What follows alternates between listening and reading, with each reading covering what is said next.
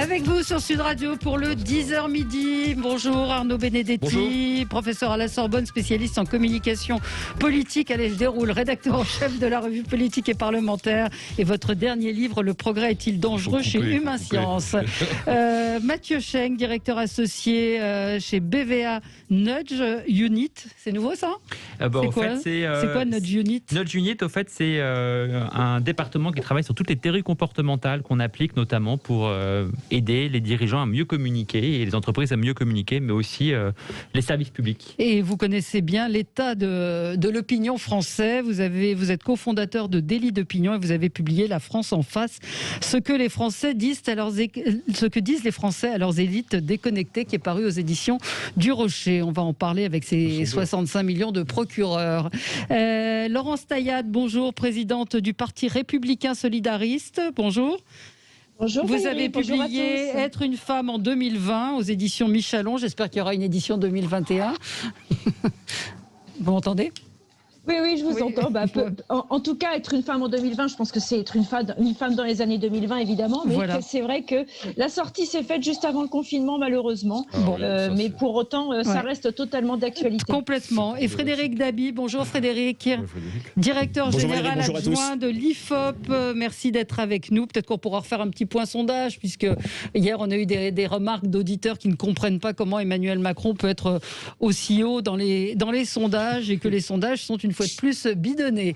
Bien sûr. On en reparle dans un instant. On va parler évidemment de ces 66 millions de procureurs. Emmanuel Macron n'aime pas la critique, visiblement. Est-ce que c'était habile? On a deux spécialistes de communication politique pour analyser cette petite phrase. Les tests PCR obligatoires pour les voyageurs européens. On se demande pourquoi on ne l'a pas fait avant, puisque l'Espagne, l'Italie, un certain nombre de pays réclamaient ces tests PCR. Faut-il reconfiner uniquement les personnes fragiles? Alors j'avoue que moi j'ai vu un épidémiologiste hier dire que c'était une erreur. Je vous expliquerai, j'essaierai de vous restituer ce qu'il a dit. Et puis j'en vois un autre ce matin qui dit si ce serait une bonne chose. Donc on est reparti dans les débats.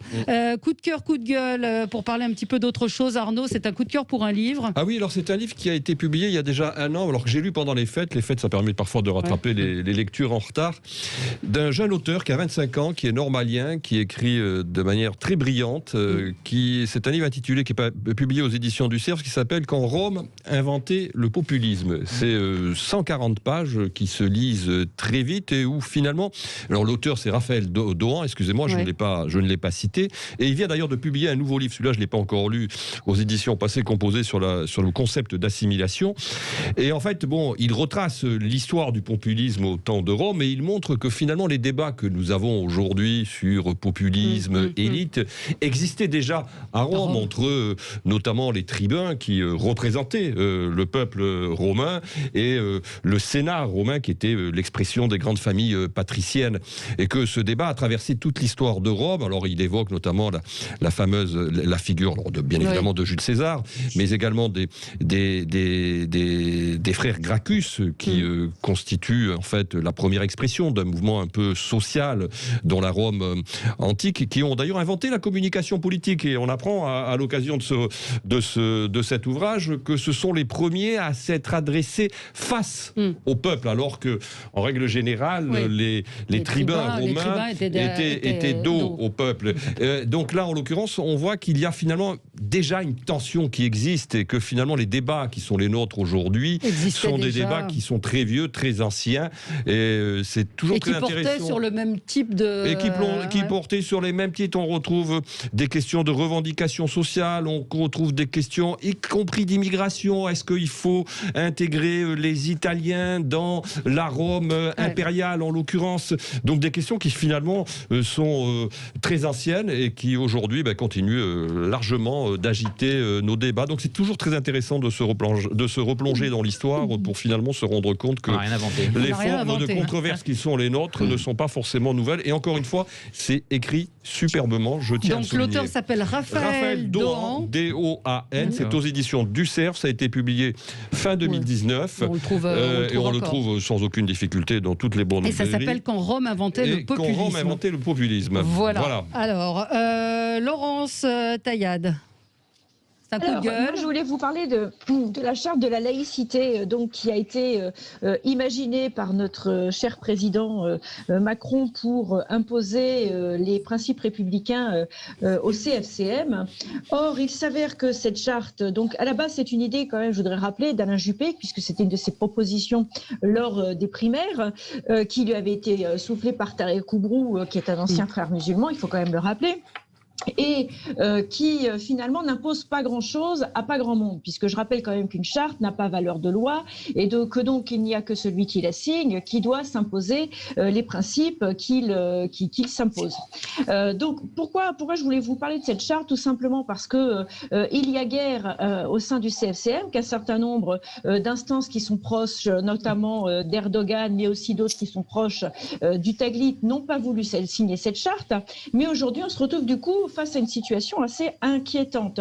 C'est-à-dire que ces gens qui n'ont pas voulu signer la charte, manifestement, ne sont pas inquiétés. Ça veut dire qu'en réalité, ils se mettent en marge de nos principes et de nos lois républicaines, mais que finalement, ils ne sentent pas qu'il y ait de sanctions. Par ailleurs, je pense que voilà, le seul intérêt de cette charte, c'est effectivement d'avoir permis de mettre en avant qu'il y a des islamistes au sein du CFCM, mais le problème, c'est qu'est-ce qu'on va faire de ces gens? Et puis, on leur donne aussi une tribune, parce qu'aujourd'hui, dans la presse, ces gens se répandent en disant qu'une fois de plus, islamophobie et compagnie.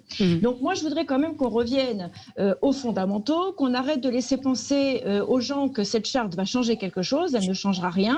Si ce n'est effectivement d'avoir mis en avant qu'il y avait des islamistes dans d'autres pays et que ces islamistes ne voulaient pas respecter nos principes républicains. Maintenant, il serait temps effectivement d'imposer ces principes, d'imposer nos lois. Et si ces personnes se mettent en marge de nos principes républicains, eh bien, ils n'ont plus à exercer sur notre territoire. Oui, donc vous avez peut-être une remarque les uns et les autres. Effectivement, on a l'impression que ça tourne un petit peu en rond et que les sujets, visiblement, vont avoir du mal à faire passer cette charte. Oui, il y a un souci parce qu'en fait, ça avait été annoncé sur le plan de la communication politique comme un grand succès pour le ministre de l'Intérieur, Gérald Darmanin, et quelques jours plus tard, on apprend qu'en effet, un certain nombre d'organisations, membres du CFCM, ont refusé de signer cette charte. Alors, ce qui montre d'abord, au premier point, les tensions qui existent au sein du CFCM, qu'il y a une hétérogénéité de positions, et ça invalide en fait le fait aujourd'hui d'une certaine manière de ce qui était présenté comme une victoire politique du gouvernement, puisqu'on voit qu'aujourd'hui manifestement il n'y a pas consensus, c'est le moins qu'on puisse dire, sur cette charte. Ça va être un peu un échec. Ce qui pose problème. On a peut-être communiqué un peu trop vite. Oui, et puis d'autant plus, il faut le rajouter, Valérie, qu'il y a des chartes qui sont exemplaires et que effectivement on peut citer, qui est notamment la charte de la région Île-de-France qui avait été menée par Patrick Caram. Pourquoi elle a un intérêt, cette charte? Elle a un intérêt tout simplement parce qu'elle conditionne l'attribution de subventions à des associations. Donc effectivement, il y a une sanction possible, vous ne la signez pas, vous n'avez plus de subventions. Sauf que la charte de gouvernement aujourd'hui n'est absolument pas sanctionnée dès lors qu'on refuse de la signer. Moi, je trouve que c'est absolument scandaleux de laisser penser qu'on a une avancée historique. C'est faux. Allez, on marque une pause, on va continuer le tour de table et on va parler évidemment de ces 66 millions de procureurs. À tout de suite. Avec vous sur Sud Radio, on est ensemble jusqu'à midi. On continue à faire notre tour de table. Alors, il y en a un d'entre vous qui fait du bruit avec son micro. Je ne sais pas qui c'est. C'est Laurence. Faites attention. Frédéric Dabi, c'est un coup de gueule. On l'a un petit peu évoqué dans l'émission Média avant, mais je vous laisse le refaire. Oui, je vais essayer de le refaire, sûrement moins bien que vous, mais c'est un coup de gueule contre Disney qui a décidé de supprimer sur la plateforme de Disney+, du catalogue des enfants, des films comme Aladdin, comme Peter Pan, comme Les Aristochats, comme La Belle et le Clochard, que toute génération connaît bien. Et ces films seront désormais accessible sur le contrôle parental, sur des plateformes adultes, avec un message d'avertissement qui dira que ces programmes incluent des représentations, des stéréotypes, etc. Déjà au mois d'octobre, Disney avait pris des mesures concernant ses films, ses propres films, qui avaient été jugés offensants, racistes ou stéréotypés. Quelle réaction? Ça va être l'objet de notre débat, mais c'est d'abord navrant face à une véritable autocensure, si je puis dire, de Disney par lui-même. Et puis, plus largement, ça montre une fois de plus, il y a aussi une affaire sur Babar, qui est vu comme un parangon du colonialisme. Ça montre qu'on est entré dans cet âge racialiste, où le racisme et toute forme de stigmatisation est traquée, où cette cette suspicion de racisme devient un prisme majeur de perception du réel. Alors voilà, les chats siamois dans La Belle et le Clochard, est-ce que c'est pas une offense vis-à-vis des personnes d'origine asiatique, les Indiens dans Peter Pan, est-ce que dans Dumbo, est-ce que les corbeaux noirs ne se moquent pas des Afro-américains? Tout ça est absolument navrant. Et moi, ce qui me navre, c'est qu'on passe peut-être à côté d'autres formes de discrimination, de racisme, et on a ce déconstructionnisme et cet âge, comme je disais, cet âge identitaire, cet âge racialiste, où les personnes sont assignées à résidence et sont perçues non pas pour ce qu'elles font, mais pour ce qu'elles sont. Oui, mais il y avait eu l'année dernière le retrait aussi d'Autant en emporte le vent de la plateforme on en avait parlé, HBO, et on en avait parlé. Oui, une réaction effectivement hier, Babar, accusé de représenter le colonialisme, puisque Babar part à la ville et revient après pour en quelque sorte coloniser ou influer, évangéliser les éléphants. Donc jusqu'où on va aller Je voulais une réaction de chacun d'entre vous. C'est l'expression d'une idéologie de la déconstruction qui malheureusement a gagné depuis très longtemps les campus américains et qui est majoritaire d'ailleurs aujourd'hui et qui gagne en partie aussi une partie de l'université française. Et ce qu'il y a de plus frappant sur ce que vient de dire Frédéric, c'est que finalement les grands opérateurs s'auto-censurent eux-mêmes et donc intériorisent ces codes. Donc il y a une bataille culturelle qui est menée, qui est à mon avis dangereuse, qui constitue une régression en l'occurrence, et qui ne touche pas seulement d'ailleurs les produits de divertissement, si je puis dire. C'est aussi parfois des grandes œuvres littéraires qui sont clouées au pilori parce qu'elles véhiculeraient là aussi des représentations ou des stéréotypes qui seraient aux yeux de ces nouveaux censeurs totalement inacceptables. Ouais. Voilà. Et c'est vrai que Joe Biden part sur cette piste-là. J'ai vu qu'il demandait à ce qu'il n'y ait plus de différence entre les hommes et les femmes dans les clubs sportifs, dans les compétitions sportives. Et Biden, depuis hier, a déjà annulé un décret sur la lutte contre les stéréotypes de sexe et de race, permettant de donner un fondement à l'exclusion de la théorie critique de la race dans les formations et les marchés publics. On va jusqu'au bout de cette pensée effectivement racialiste. La pensée racialiste, c'est une pensée raciste. Ça veut dire quoi ? Ça veut dire qu'elle va résumer, je suis entièrement d'accord avec Frédéric, elle va résumer l'individu à un dénominateur qui est celui de sa couleur, en excluant tout le reste de la personnalité de l'individu, de ce qu'il a fait. À cet égard, par exemple, je suis extrêmement surpris de la façon dont aux États-Unis et en France a été décrite la vice-présidente Kamala Harris, qui a été réduite de façon quasiment systématique à sa couleur de peau, au fait qu'elle était une femme, en oubliant son parcours exceptionnel, notamment dans l'administration judiciaire américaine, aux lois qu'elle a réussi à faire voter, notamment en Californie, et du coup, on en finit par limiter les gens à la simple expression de leur naissance, de leur couleur de peau ou de leur identité sexuelle. Je trouve que c'est en réalité un retour en arrière qui est extrêmement inquiétant. Et pour revenir sur la polémique sur Disney, ce qui est grave, c'est que d'une certaine manière, les films vus avec les parents, je pense aux Aristochats, sont des moyens aussi de développer un esprit critique, sont aussi un moyen pour les parents d'expliquer à l'enfant, d'une certaine manière, quels sont effectivement les a priori qui sont véhiculés dans certains films, mais au moins c'est un moyen d'en parler. Et ici, de façon arbitraire, Disney, et je pense aussi à d'autres, à Netflix, qui fait à peu près la même chose, qui du coup coupe les individus d'une liberté, notamment de dialogue avec leurs enfants. Oui. Laurence Taillade, ça vous parle évidemment.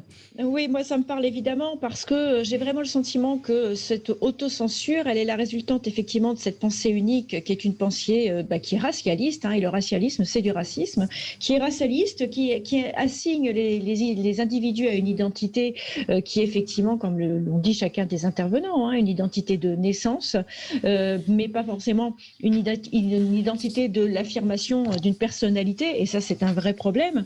Et donc finalement on est face à un barrage de la liberté d'expression et de la liberté de penser et de libre exercice de la raison. Et ce qui me pose un problème, c'est aussi effectivement par rapport à l'éducation des enfants. Peut-être que certains d'entre vous ont lu La psychologie des contes de fées de Bruno Bettelheim, qui est extrêmement intéressante parce qu'effectivement, c'est à travers le conte de fées que l'on permet aux enfants d'avoir un certain nombre de repères. Il va soit s'identifier, si on prend le chaperon rouge, au loup un jour et au chaperon rouge le lendemain. Mais ce qui est important, c'est que l'imagination de l'enfant puisse se calquer sur des personnages sur lesquels il va avoir envie de s'identifier pour pouvoir grandir. Or, on est en train de se rendre compte que même ça devient compliqué, puisque un certain nombre de dessins animés qui sont pourtant structurants, quand on parle de Peter Pan, c'est un syndrome bien connu en psychologie, qu'on utilise énormément, et si on enlève un dessin animé comme Peter Pan, finalement, qu'est-ce qui nous reste pour pouvoir nous identifier individuellement à des personnages. C'était aussi du divertissement, rappelons-le, et puis une auditrice me dit, nous on a grandi avec ça et on sait faire la distinction. Genre, on n'est pas devenu anti-asiatique ou raciste parce qu'on a vu les Aristochats qui avaient les yeux, dont les Siamois avaient les yeux bridés, ou les peaux rouges dans Peter Pan. Enfin, c'est invraisemblable. Non seulement on limite la liberté d'expression, ce qui est très grave, mais on préjuge de l'inintelligence des gens qui vont regarder ce type de film ou de spectacle. Donc en effet, c'est quelque chose qui est tout à fait inacceptable en l'occurrence. Ouais, c'est Lucia qui me dit, est-ce que vous pensez vraiment que quand on regarde un dessin animé tout petit, on se pose toutes ces questions? Oui, c'est exactement ce que je viens de dire. On a tous été élevés ou grandi avec des dessins animés et ça ne nous a pas forgé. Sans compter que les gens qui forgent cette pensée sont eux-mêmes producteurs de tas de stéréotypes et de tas de préjugés, en l'occurrence. Parce que pour revenir à Kamala Harris, c'est aussi ce qui a été mis en avant. Oui, c'est ce qui a été mis en avant et mis en avant, je crois, aussi par l'administration de Joe Biden. Oui. Donc au fait, c'était un élément de communication. C'est comme de nommer des trans, un ministre trans, exactement. etc. Et du coup, on essaye de recréer une nouvelle représentation de symbole qui est, je crois, pire qu'une réalité diverse dans ses natures. Oui, Frédéric Dabi, vous voyez, ça nous a bien fait débattre, mais ça méritait effectivement qu'on s'inquiète. Et certains, j'arrive plus à retrouver le tweet d'un écrivain qui disait on s'attaque aux pingouins, faisant référence à Xavier Gors, et demain, ce sera encore autre chose. On a appris ce matin d'ailleurs que Plantu allait prendre sa retraite le 31 mars. Il a dit que ça n'avait rien à voir avec l'affaire Xavier Gors. Mais peut-être que ça a à voir, parce que le monde, effectivement, aussi est en train de prendre cette tournure, cette posture. Quand on voit que le New York Times écrit, quand il parle des noirs, noir avec un N majuscule et blanc avec un B minuscule, là aussi, ça fait partie de ce mouvement. C'est de la bêtise à l'état pur. C'est cet âge racialiste dont on parlait. C'est cet âge racialiste. Alors, Mathieu, on va commencer avec vous. Alors, moi, aborder le sujet vaccin. Alors, moi, j'ai un coup de cœur sur les vaccins. J'ai un coup de cœur pour les Français.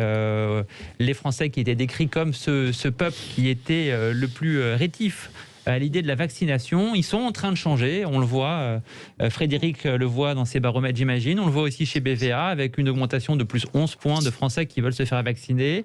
C'est une évolution notable et mon coup de cœur, il va en particulier pour le gouvernement attention, vous allez faire exploser notre sans le faire exprès, a probablement adopté la meilleure stratégie qui soit, c'est celle de l'aversion à la perte. Parce que la question n'est plus de savoir si les Français veulent se faire vacciner, mais si les Français peuvent se faire vacciner. Et du coup, en créant de la rareté, ils ont créé de la désirabilité. Je pense qu'ils ne l'ont pas fait exprès. Ils ne l'ont pas fait exprès, ça c'est certain, mais c'est un des plus grands leviers comportementaux. Plus sérieusement, mon coup de cœur, il va aussi à tous ces Français qui ont hésité, qui sont en train de se faire vacciner. Je pense notamment aux soignants qui se font vacciner, notamment pour continuer à exercer leur profession et pour continuer à aider. Je pense notamment aux grands-parents qui ont pour certains hésité, qui hésitent, mais qui finissent par se faire vacciner en pensant à leurs enfants pour que le pays puisse retrouver une vie normale et en pensant à leurs petits-enfants qui veulent continuer à étreindre dans leurs bras. Et donc la conclusion, moi je crois vraiment, c'est que les Français peuvent avoir non pas une aversion au changement, mais un enjeu de projection. Et à partir du moment où la bascule se fait, elle s'opère, je crois, de manière assez massive, avec un levier qui est clé, c'est le levier de la proximité. Qu'est-ce qui fait qu'aujourd'hui, et ça on le voit, les Français sont en train d'adhérer à la vaccination ? c'est plus les décisions d'en haut. On sait que les clercs les élites sont mortes dans la capacité à influencer, mais en revanche, c'est toutes les logiques d'influence de proximité, le médecin de famille, les proches, les enfants, les amis, qui vont avoir un effet massif dans l'influence sur cette question de la vaccination. Alors, je voudrais savoir, moi, pourquoi Pierre et un autre auditeur, Yves, nous disent propagande vaccinale à fond les manettes. Bien sûr, c'est de la connerie de dire que les Français veulent se faire vacciner. Frédéric, peut-être un mot sur les sondages. Oui. Vous mais je trouve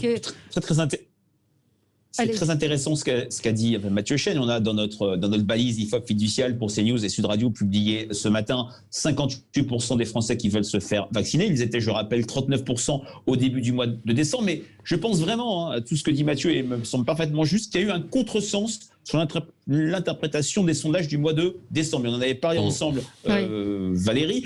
On pensait que toutes les personnes qui ne voulaient pas se faire vacciner, 61% au mois de décembre, étaient des anti-vaccins. Oui, ils étaient moins en défiance que sur une posture attentiste. D'ailleurs, une enquête Ipsos internationale avait montré que parmi ceux qui ne voulaient pas se faire vacciner, il n'y avait que 10 à 15% d'anti-vaccins.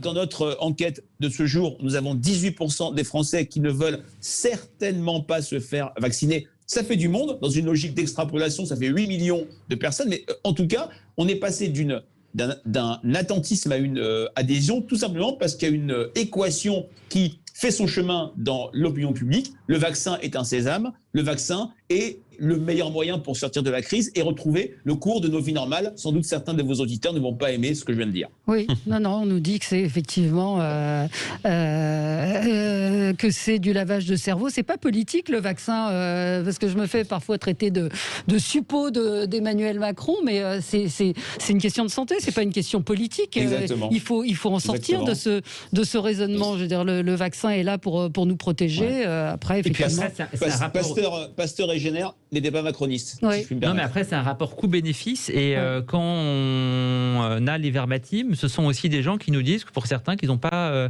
encore 20 ans, 30 ans à vivre, des personnes âgées qui veulent profiter de leurs dernières années. Et pour elles, le vaccin, c'est un sésame qui va leur permettre de retrouver leurs petits-enfants, de pouvoir les étreindre dans leurs bras. Et pour eux, ça compte dans le rapport coût-bénéfice, beaucoup plus que les considérations politiques. Si, il y a une auditrice qui nous dit c'est n'importe quoi, ces sondages. Dans les 61%, il n'y avait pas que des anti-vaccins. Non, c'est ce qu'a dit Frédéric. C'est ce qu'a dit Frédéric. Il y avait une proportion de 18%, une proportion d'anti-vaccins contre les vaccins à tout prix, mais voilà. Oui, le vaccin, c'est la liberté de chacun de se faire vacciner ou pas, bien sûr, sauf que vous protégez aussi les vôtres, votre entourage, et que c'est comme ça qu'on retrouvera une vie normale. On va marquer une pause et on se retrouve dans un petit instant. Avis. Oui, Laurence.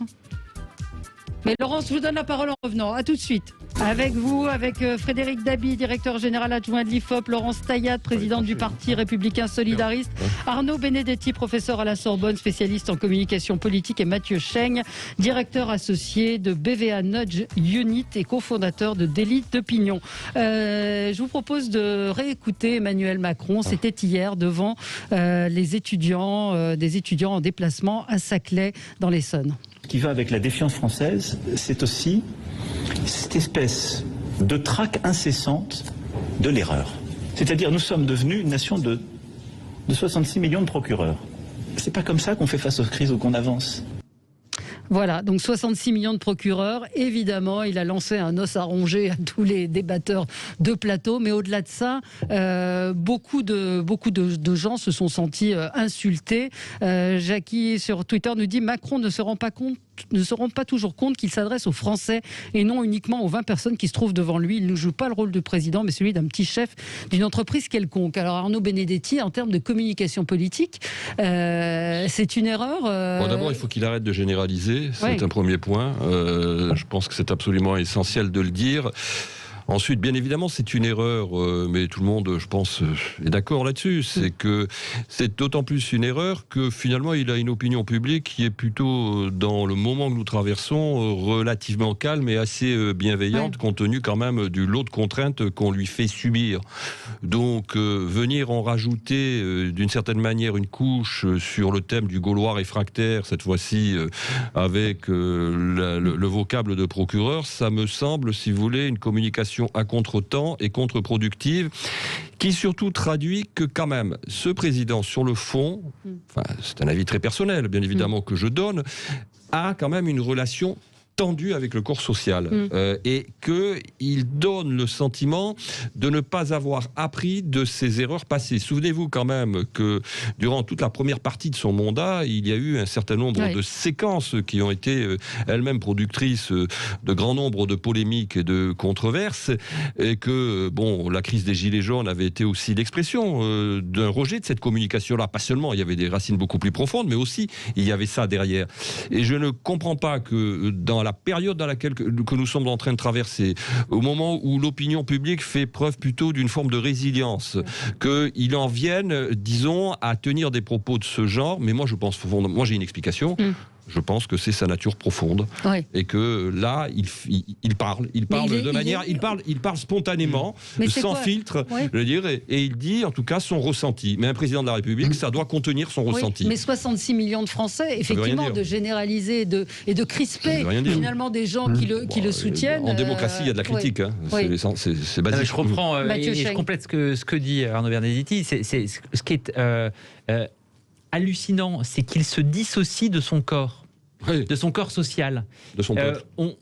Un président, il doit faire corps avec 66 millions de Français. Et là, il stigmatise 66 millions de Français. Il ne va même pas chercher une partie du peuple qui va générer un clivage. Non, il va, de façon totalement homogène, critiquer l'ensemble de son peuple. Deuxième erreur, exactement comme le dit Arnaud, je trouve que ce qui est catastrophique pour lui, c'est qu'on a l'impression, qu'il refuse les critiques et de se remettre en cause. Et deuxième point qui est étonnant, c'est que il semble à chaque fois critiquer un peuple au lieu d'être le partisan de l'unité qu'il est censé être. Il a sur son compte Twitter, il y a marqué France Unie. Gaulois réfractaire, c'était une première erreur. Privilège de l'homme blanc, grossière erreur, c'est-à-dire un sentiment de fracturer la société française. Et là, une troisième fois, il fracture la société française.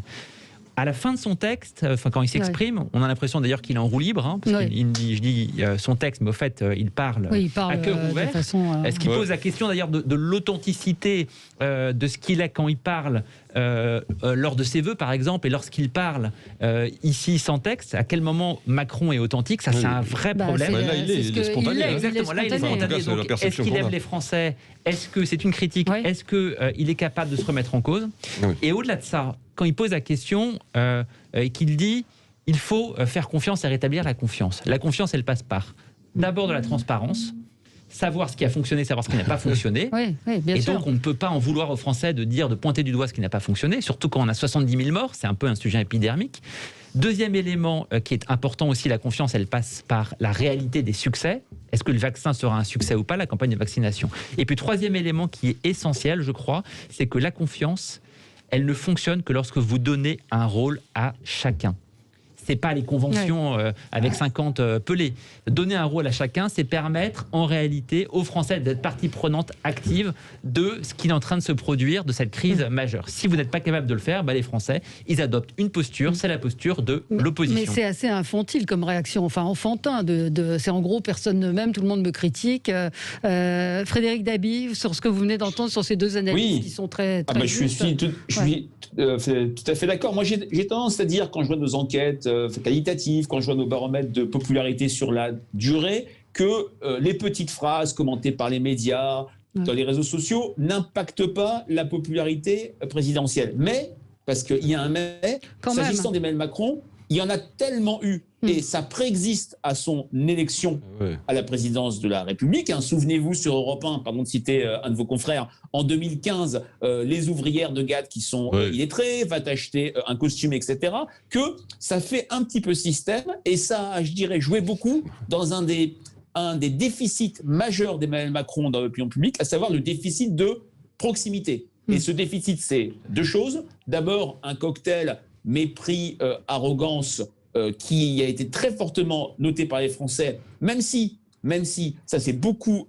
atténué. Et puis, le sentiment de déconnexion. Dans notre baromètre IFOP fiducial pour Match et Sud Radio, vous voyez, Valérie, chaque mois, que l'item sur lequel Emmanuel Macron est le moins fort, est soucieux, connaît les préoccupations des Français. Donc c'est un vrai point faible. Il avait arrêté de faire ces petites phrases, même si Mathieu Chesne a bien rappelé, je l'avais oublié, l'affaire du privilège blanc qui est aussi un vrai problème. Mais tout ça ne joue pas pour lui. Et ça s'inscrit dans une sorte de giscardisation, si je puis dire, de la présidence Macron, qui me paraît dangereux pour lui. Oui. Laurence Taillade. Laurence ? Alors, on n'entend pas Laurence, ou on l'a... Écoutez, moi, ce qui m'inquiète, c'est qu'on a un président qui n'est pas... Enfin, pour moi, il n'est pas du tout... Oui, on vous entend. Mon son est bien en route. Non, ça y est, on vous entend. Allô ? Non, on n'entend pas Laurence, donc on a un ça y est, vous m'entendez. Je disais, on a quand même... Bon, donc on a un président quand même qui n'est plus... Allez-y, on vous entend. Non, mais ça coupe. Oui, je vous entends. Allez-y. Je sais pas. Bon, alors on va essayer de... Il y a un décalage, donc on va essayer de... D'accord, donc je disais, voilà, on a un président qui malheureusement n'est pas du tout... Non, ça coupe, on a un problème de liaison avec vous. Après, petit bémol quand même, qu'on peut, si on ne se place plus du côté du président de la République, mais qu'on voit l'homme, on peut se dire qu'il y a des moments où l'homme craque. Et probablement, là, l'homme qui se lève à 5 heures le matin, qui se couche à 2 heures, qui est président de la République. Qui est président de la République. Mais si on se met juste du côté de l'homme, et sans justifier, je pense que ce qui a dû se produire ici, c'est que, ulcéré par les critiques, et je ne pense pas de fond sur est-ce qu'il a eu de raison ou pas de parler de procureur, il a eu une réaction humaine. Le mot est très fort, de procureur quand même. Le choix de ce terme est quand même... très violent, très, très dur, je trouve. Vous savez, moi, je conçois ce que vous dites. Le problème, c'est que Camus disait un homme, ça s'empêche. J'allais dire, un homme d'État, ça s'empêche encore plus. Alors c'est vrai que souvenons-nous, François Mitterrand, mais le général de Gaulle avait pu tenir des propos extrêmement durs, mais en général, c'était en privé. C'était des propos qui étaient rapportés. Quand il dit que les Français sont des veaux, en effet, ce n'est pas particulièrement gratifiant pour son peuple, mais ce ne sont pas des propos, en tout cas d'estrade ou des propos officiels. Là, en l'occurrence, c'est qu'il est en situation de représentation. Et en situation de représentation, un chef de l'État, il doit maîtriser tous les codes qui sont ceux d'une communication politique, qui soit une communication politique de rassemblement. Le chef de l'État en France, c'est l'héritier quand même d'une monarchie. Et le monarque, c'est quelqu'un qui doit rassembler. Et là, le problème avec Emmanuel Macron, et vous avez très justement dit, c'est que, en fait, il archipélise toujours plus la société française, qui est déjà très archipélisée par ses propos. Et c'est ce qu'il a voulu faire d'une certaine manière avec sa référence au privilège blanc. Pensons qu'en récupérant d'une certaine manière ce leitmotiv qui est véhiculé par les racialistes, les décolonialistes, il allait s'en faire d'une certaine façon des amis, comme il peut essayer de se faire des amis parfois en ayant des références qui peuvent être chaudes au cœur des identitaires. Mais ce n'est pas comme ça qu'on gouverne en l'occurrence. À un moment donné, un chef d'État, il doit transcender les différences. Et là, en l'occurrence, on a un président de la République qui donne l'impression toujours de diviser. Et surtout, l'image qu'il renvoie, et qui est, à mon avis, c'est le principal problème, c'est qu'il n'aime pas son peuple. Donc, et ça, c'est quand même une vraie difficulté. C'est vraiment une vraie difficulté. Et puis, on ne lui demande pas d'être le sociologue de la société française. Et on a un auditeur qui dit, il considère que chaque Français est un procureur prêt à le mettre sur l'échafaud politique. Il est en campagne, ne l'oublions pas. Il tente encore une fois de se déresponsabiliser. C'est un peu le sentiment qu'on peut avoir quand on entend procureur, c'est-à-dire que les Français seraient des Gaulois râleurs sans raison. Et il dit de se déresponsabiliser, de se déculpabiliser de toutes ces décisions. J'espère que tout le monde mange du poisson pour garder en mémoire ces bientôt 4 ans de piteuse présidence. Alors, le mot de déresponsabilisation, il a aussi été noté au moment de la sortie dans le JDD. Quand il y a eu la une colère, du JDD où il y avait la colère d'Emmanuel Macron. Et tout à coup, on se dit... ma faute. Mais en fait, qui est au centre de tout ça? Qui participe au Conseil de défense? Si ce n'est le président Emmanuel Macron, tout revient vers lui. Donc s'il y a une chose qu'on ne peut pas dire, c'est tout à coup sembler découvrir... D'un président qui se présentait comme jupitérien, c'est-à-dire avec une présidence verticale, un management de tous les instants. Et justement, si je puis me permettre un dernier mot, il fait une erreur quand il pense que c'est grave que les Français le critiquent. Les Français admettent les erreurs des hommes politiques. Ce qu'ils ne supportent pas, ce sont deux choses: le mensonge ou la tromperie, et là je ne reviens pas sur l'affaire des masques, et surtout l'impuissance et la déresponsabilisation dont parle Mathieu, c'est cette l'impuissance du politique, c'est dévastateur pour les Français.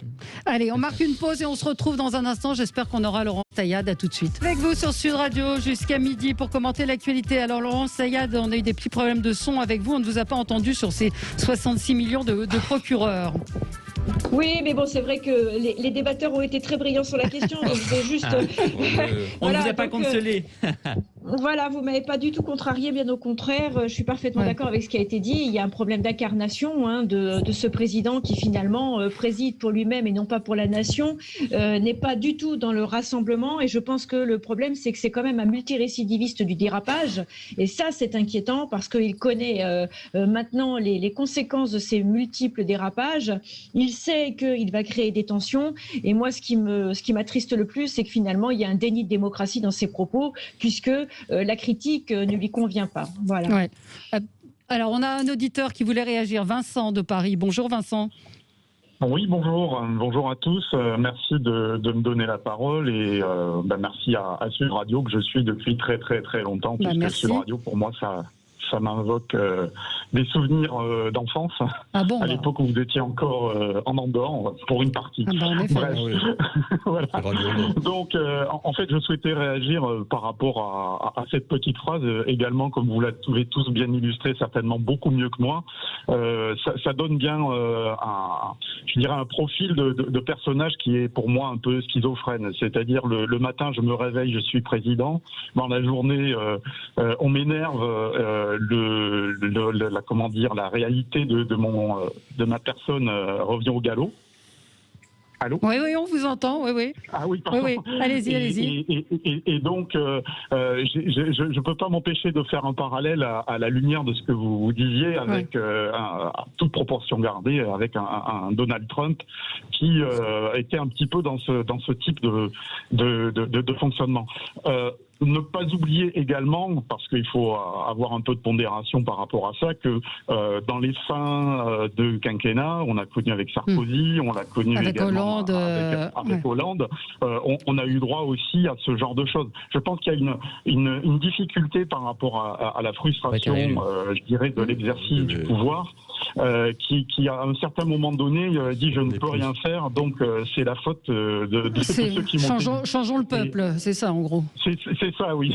Et donc la difficulté, je pense pour les auditeurs et pour les personnes qui sont à l'écoute et qui ont à un moment donné voté ou pas, puisque il a été élu par 24% des suffrages exprimés et finalement il est le président de 66 millions de Français.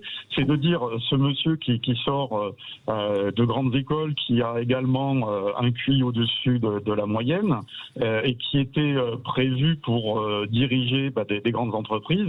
En fait, il a accepté un job dans lequel il se dit je vais changer les gens de l'entreprise, je vais virer tout le monde et ça ira mieux. Ouais, donc c'est un peu ce genre de... c'est ce que ça... Vous avez été choqué par cette phrase ?